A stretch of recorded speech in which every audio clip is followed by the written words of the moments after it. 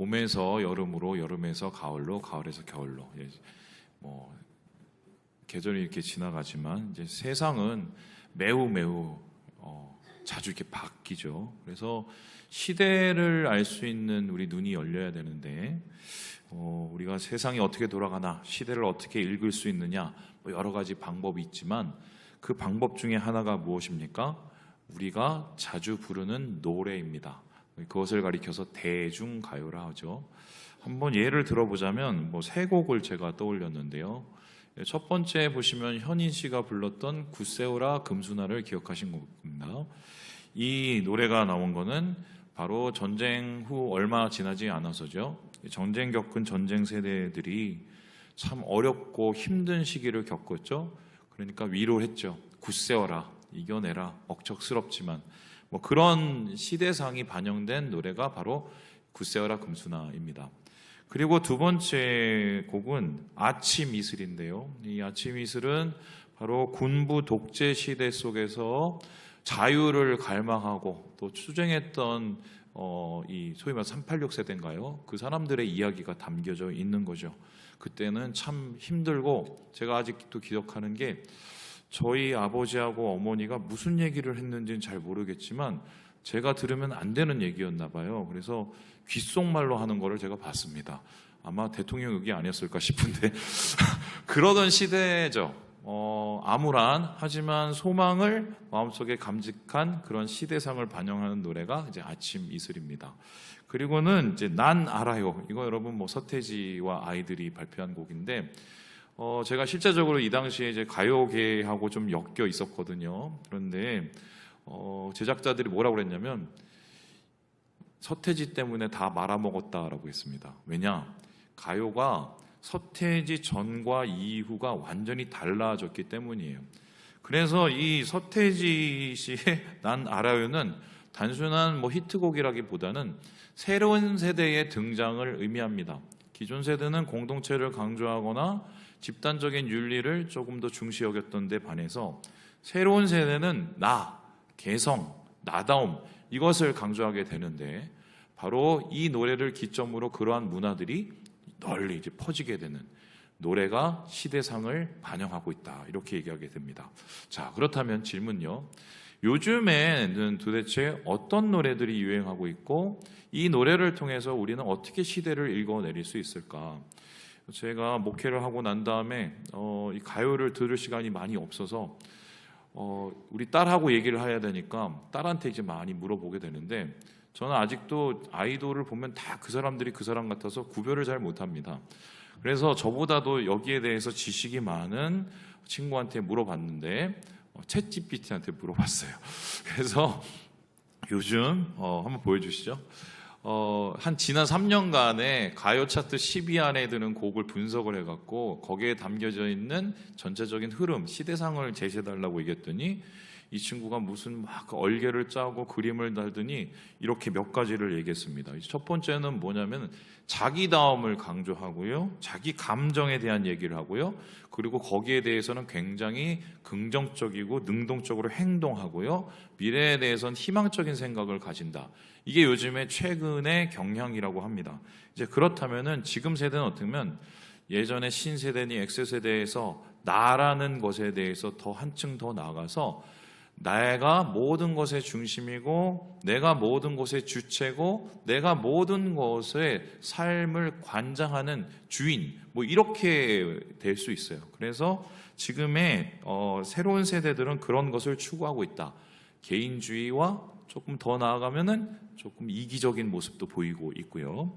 자, 그렇다면요, 세상은 이런 노래를 부르고 있는데 교회는 어떤 노래를 요즘에 부르고 있을까요?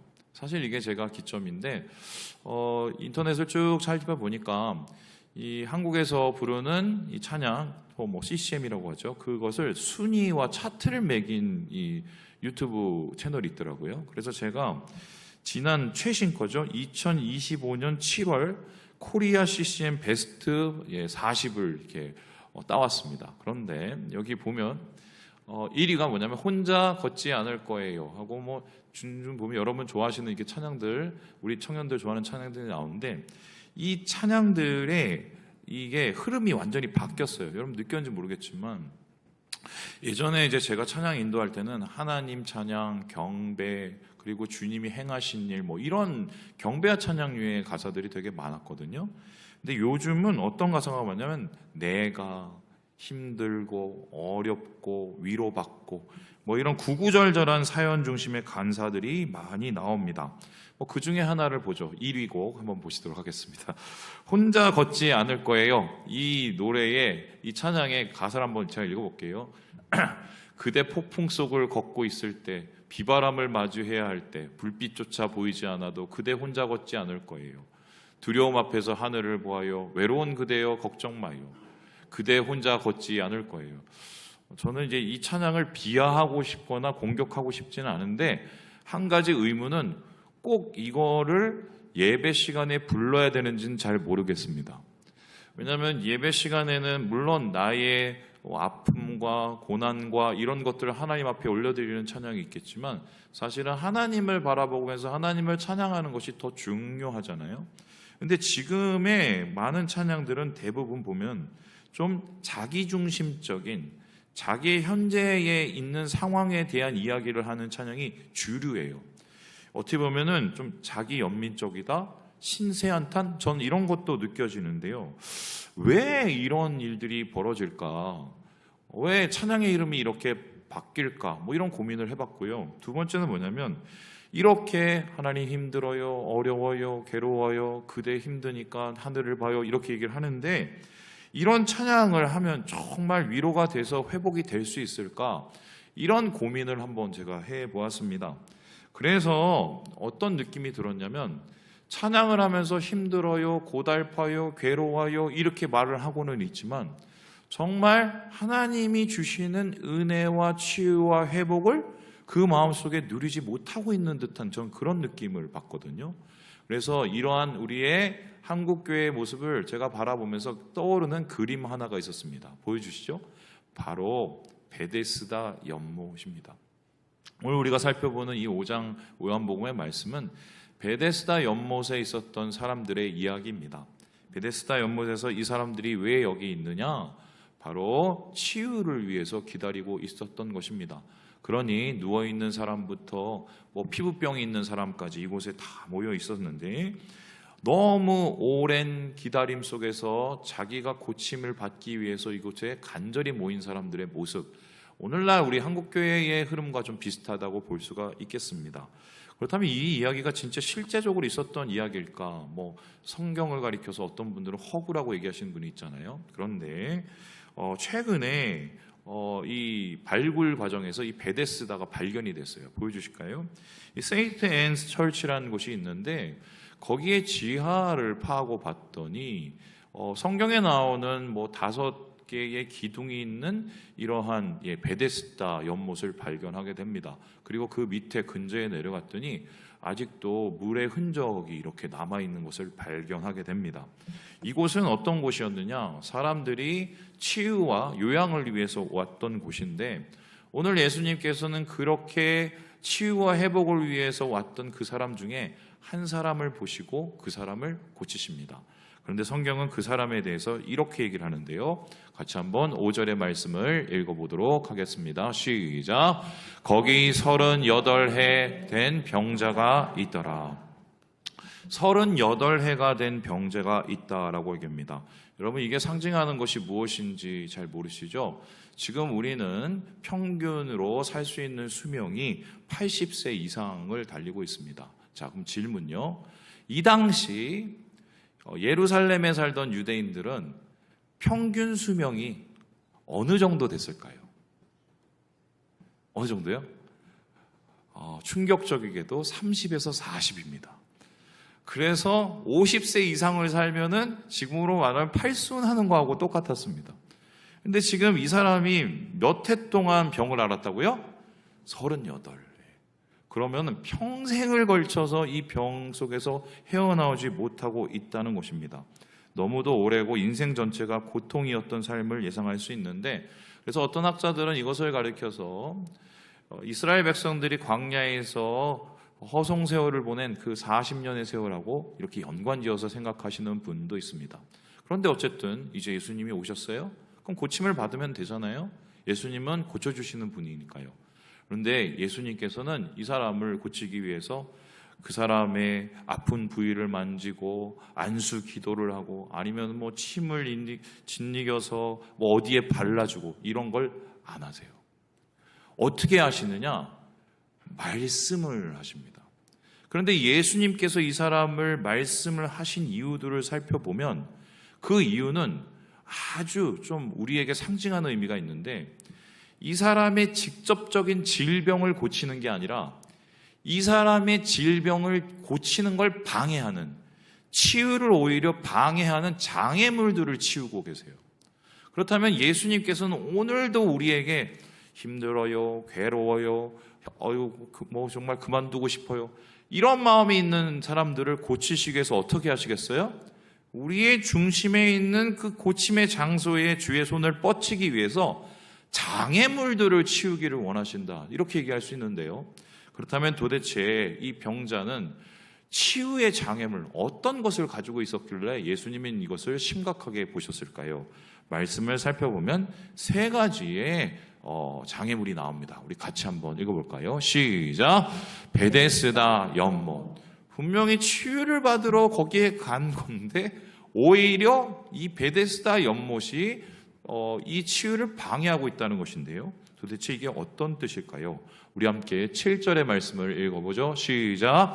병자가 대답하되 주여, 우리 움직일 때 나를 못에 넣어주는 사람이 없어 내가 가는 동안에 다른 사람이 먼저 내려가나이다. 지금 이 병자는 자기가 고치러 여기 왔는데 고침을 받지 못하는 이유를 얘기합니다. 저기 내려가면은 뭔가 천사가 잠깐 내려가면은 고쳐진다는데요. 내가 지금 이렇게 움직이지를 못해서 고치지를 못해요. 그러면은 고칠 수가 있어요, 없어요? 없는 거예요. 흥미로운 것은 이 베데스다라는 뜻이 뭐냐면 집을 뜻하고 헤세드, 은혜를 뜻하는데 은혜의 집입니다. 그렇다면 이 병자는 은혜를 입기 위해서 왔는데 정작 은혜의 집에서 은혜는 받지 못하고 거기 머물러만 있는 거예요. 그러면 왜 병자는 이렇게 생각을 하고 있었을까요? 이 3절과 4절을 보면 여기서 이렇게 얘기를 하는데요. 괄호를 한번 보시죠. 물의 움직임을 기다리니, 넘겨주세요. 이는 천사가 가끔 못에 내려와 물을 움직이게 하는데 움직인 후에 먼저 들어가는 자는 어떤 병에 걸렸든지 낫게 됨이러라. 여러분, 이 성경이 괄호가 쳐져 있다는 것은 이거는 사실이 아니라는 말입니다. 그래서 이게 없는 사본도 있다는 건데, 그러면 도대체 이 이야기는 어디서 만들어진 것일까? 학자들은 여기에 대해서 여러 가지의 생각을 하는데 첫 번째는 여기가 온천이었을 가능성이 높기 때문입니다. 온천을 가보시면 뭐 뿌글뿌글 뭔가 오르잖아요. 그러면 거기에 약효가 좀 있죠. 아마 그때를 해서 그게 천사가 스쳐서 지나가는 것처럼 사람들이 생각을 하고 거기에서 치유의 능력이 있다고 생각한 게 아닌가, 이렇게 보는 견해가 있어요. 또 한 견해는 뭐냐면 이곳이요, 아스클레피에이온이라는 장소로 불려졌다는 견해가 있습니다. 이게 뭐냐면 아스클레피오스라는 이게요, 의술의 신이에요. 그러니까 헬라의 다른 이방신입니다. 이방신을 섬기고 이곳에 초청을 해서 헬라의 미신과 유대의 종교가 짬뽕된 잘못된 신앙의 장소다, 이렇게 해석하시는 분이 있습니다. 그렇다면은 고치러 갔는데 그 연못에서 고치지도 못하고 주저앉고 있는 이유는 무엇인가? 이 사람의 마음속에 잘못된 신앙 때문에 그렇게 된 거죠. 우리가 예수를 믿어도 신앙이 비뚤어지고 신앙이 잘못되면 하나님의 역사하심을 우리가 만날 수 없을 수 있습니다.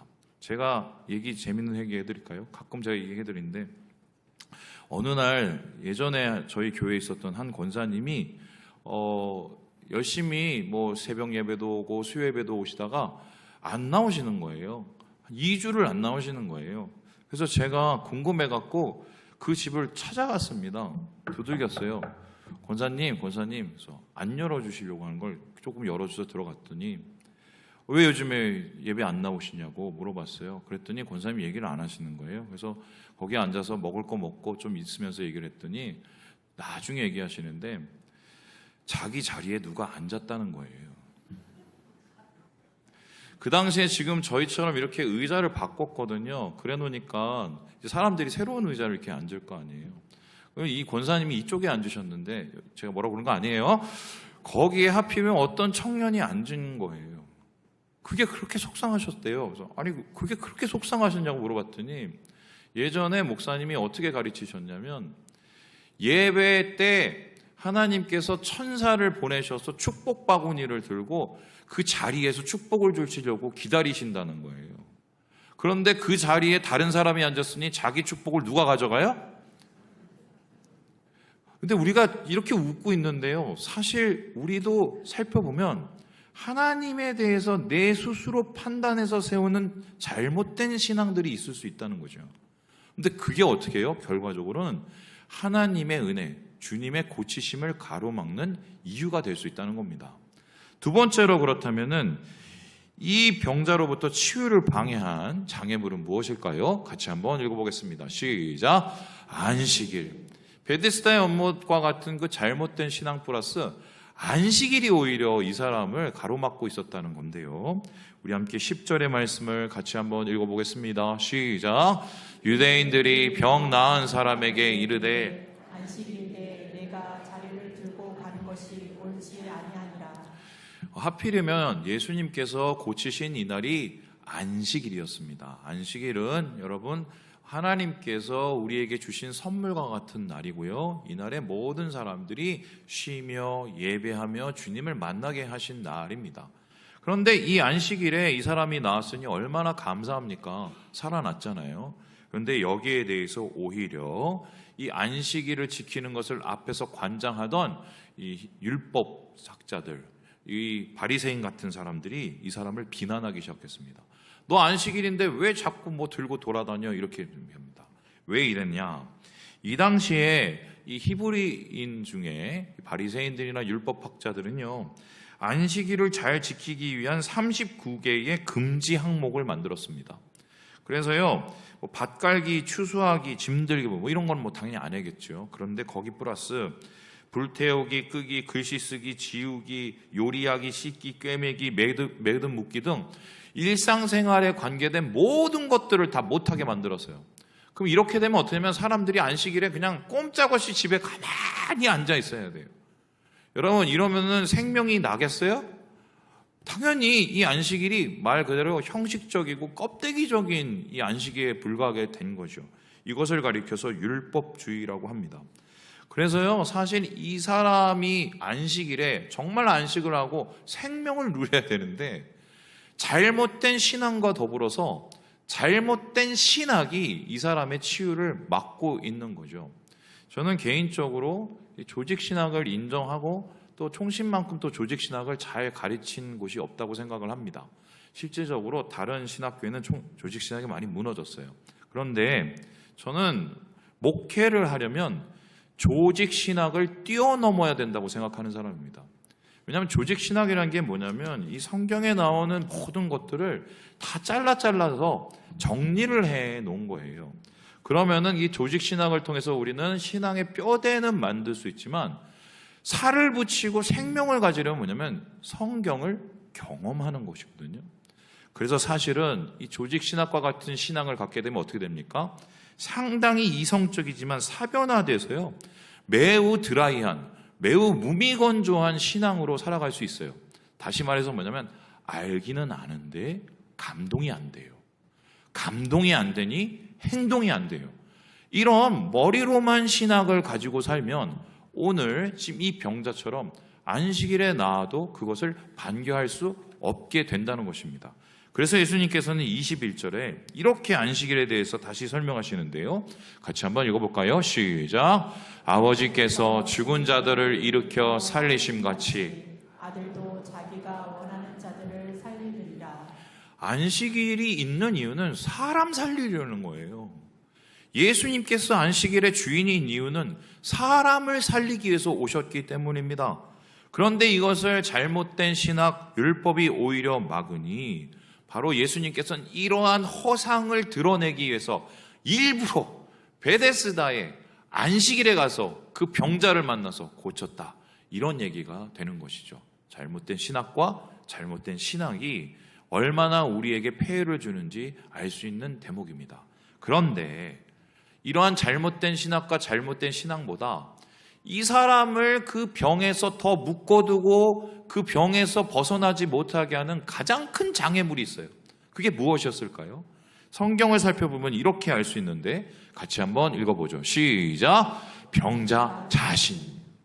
그러니까 베데스다의 연못에 뭐 있든 말든 안식일이든 그것보다 사실 가장 큰 이 치유의 방해물은 그 사람 자신에 있는 그 생각과 심령인데요. 여기에 대해서 우리가 살펴볼 수 있는 대목이 있습니다. 우리 함께 우리 말씀을 같이 한번 읽어보죠. 시작! 예수께서 그 누운 것을 보시고 병이 벌써 오래된 줄 아시고 이르시되 내가 낫고자 하느냐. 물어보십니다. 네가 낫고자 하느냐. 여러분, 이 말씀 뭡니까? 예수님께서 그를 보셨어요. 보셨다는 건 아셨다는 겁니다. 그의 심중을 읽으셨다는 겁니다. 그의 심중에 낫고 싶은 의지가 잘 보이지 않았기 때문이에요. 그렇다면 어떻게 이 사람은 이렇게 낫고 싶은 의지가 잘 보이지 않았을까? 왜 이렇게 됐을까? 앞에서 말했듯이 병을 38년간 앓는, 한마디로 그 병이 자신의 영혼도 병들게 만들었기 때문입니다. 오래된 병이 낭만케 하고 절망케 합니다. 그 다음에 어떤 일이 일어나냐? 세상에서 자기가 제일 부족한 사람, 제일 불쌍한 사람이 돼버려요. 그런 감정을 가리켜서 뭐라고 하냐면 자기 연민이라고 합니다. 그럼 자기 연민에 빠진 사람들은 어떻게 합니까? 끊임없이 자기를 위로해야 됩니다. 자위를 하죠. 그런데 그 자위를 하는 방식이 뭔지 아십니까? 자기가 있는 그 자리에 매몰되는 거예요. 제가 예전에 한 청년을 만났습니다. 그 청년이 굉장히 우울증에 시달리는 청년이었어요. 그래서 오죽했으면 어머니가 이 친구 좀 어떻게 해봐달라고 저한테 부탁까지 할 정도였습니다. 만나서 막 얘기를 했는데 이 청년이 우울해질 수밖에 없는 이유가 다 보이더라고요. 뭐 실패도 하고 어려움도 겪고 또 여러 가지 막 도와주지도 않고 이런 상황 속에서 정말 계속적으로 그런 힘든 일이 일어나니까 당연히 우울해지더라고요. 그런데 중요한 것 한 가지가 뭔지 아십니까? 우울을 즐겨요. 나을 생각이 없어요. 그런데 이 친구가 계속적으로 얘기하는지 뭔지 아십니까? 목사님, 제가 여기가 아프고요. 어디 가봐서 검사를 했더니 저보고 무슨 뭐래요. 여기서 이래 했더니 제가 이런 문제가 있대요. 저는 맨 처음에 얘기를 듣다가 그게 그렇게 많구나 해서 다 적었어요. 여기에 이런 문제, 저기에 저런 문제. 그런데 나중에 적어보니까 제 생각에는 그렇게 심각한 문제는 아니었어요. 그러면 이 친구는 어떻게 되느냐? 계속적으로 거기에 있을 이유를 찾는 거예요. 계속적으로 내가 우울할 수밖에 없는 이유를 찾는 거예요. 마치 지금 이 38년 된 병자가 그 심령이 병들어 있는 것처럼 마음이 병들어 있으니 거기에서 헤어날 수가 없는 거죠. 그래서 예수님께서는 이 병자를 고치기 위해서 이제 마지막 한 말씀을 전하십니다. 우리 함께 8절의 말씀을 같이 한번 읽어보죠. 시작! 예수께서 이르시되 일어나 내 자리를 들고 걸어가라 하시니. 일어나서 네 자리를 들어라 그리고 걸어가라고 합니다. 여러분, 이 사람이 걸을 수가 있는 사람이었어요? 네. 그런데 무슨 침상을 들겠어요? 어떻게 일어납니까? 안 돼요. 그러면은 예수님께서 가서 우리 생각에는 그래도 뭐 일으켜 주시던가 손을 잡아 주시던가 일어나 훌쩍. 그런데 예수님 그렇게 하셨어요? 안 하셨어요? 안 하셨어요. 왜 이러셨을까요? 예수님께서는 이러한 잘못된 신앙, 잘못된 신학, 그리고 자기 안에 머물러 있는 이 절망을 깨트릴 수 있는 그 시작은 자기 자신에게서 시작돼야 된다는 거예요. 자기가 안 일어서면 아무 일도 일어나지 않습니다. 자기가 자발적으로 자기의 자리, 절망의 자리를 들고 일어서지 않으면 치유와 회복은 일어나지 않는 거죠. 예수님께서는 이 말씀을 통해서 진정한 치유는 주님이 주시지만 주님이 주시는 그 치유는 내가 믿음으로 결단하고 주의 말씀 속에 순종할 때 그 역사가 일어난다고 말씀하는 거 아니겠습니까? 이러한 일들, 여러분 다음 그림 보세요. 예수님이 하실 수 있는 건 여기까지예요. 그냥 어둠 속에 있는 사람 들고 일어나! 들어! 걸어! 여기까지예요. 누가 일어나야 돼요? 자기가 일어나야 돼요. 누가 걸어가야 돼요? 자기가 걸어놔야 돼요. 목사님 그게 쉬우면 했겠죠. 그래서 믿음인 거예요. 저는 이 말씀 후에 예수님께서 이 초막절에 얘기하신 이 말씀이 연결됐다고 생각하는데 요한복음 7장 37절에 이렇게 얘기를 하십니다. 우리 같이 한번 읽어볼까요? 시작. 명절 끝날 곧 큰 날에 예수께서 서서 외쳐 이르시되 누구든지 목 마르거든 내게로 와서 마시라. 야 거기 가만히 있어. 내가 가서 떠다 먹여줄게. 아유 얼마나 목이 말랐니? 야 입 벌려? 줄줄줄줄 이렇게 하십니까? 아니야. 이리 와. 이리 와야지. 여기 와서 마셔. 예수님이 하실 수 있는 건 거기까지예요. 믿음이 필요하니까요.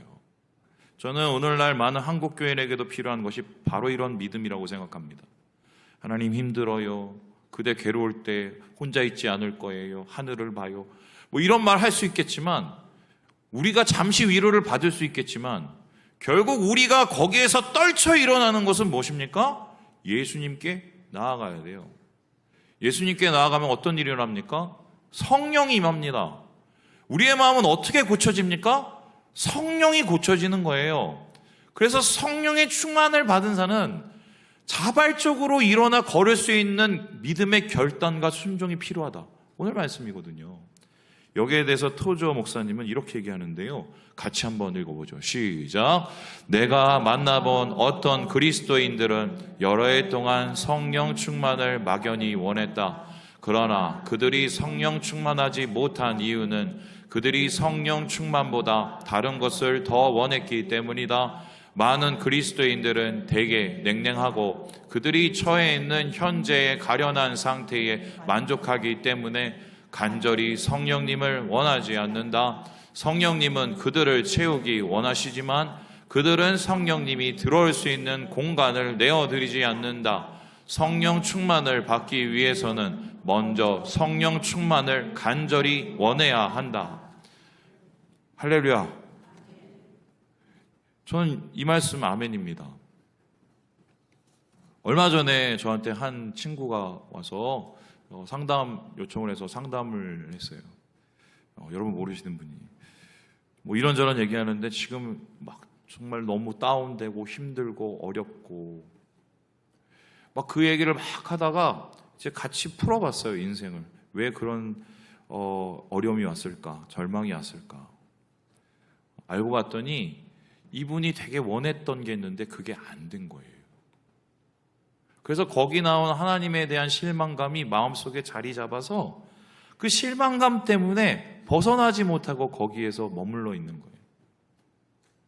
제가 그분한테 할 수 있는 얘기는 딱 한 가지였습니다. 내려놔라. 그걸 내려놔야 하나님이 만져주시지.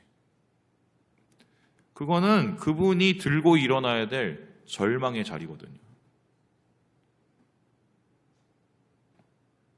그럼 치유를 원하십니까? 여러분의 그 자리를 들고 일어나서 걸어야 돼요.